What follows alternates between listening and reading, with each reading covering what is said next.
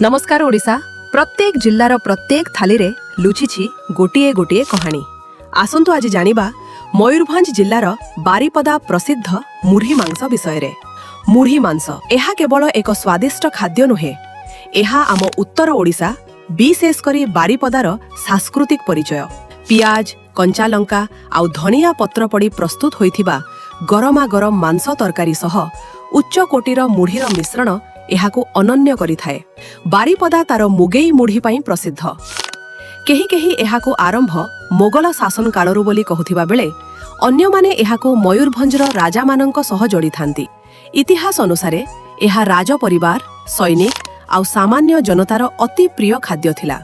आधुनिक समय रे एही खाद्य को लोकप्रिय करिवार श्रेय जोगेश्वर बेहेरा अंक 50 वर्ष पुराना होटेल गरमा गरम को जाए।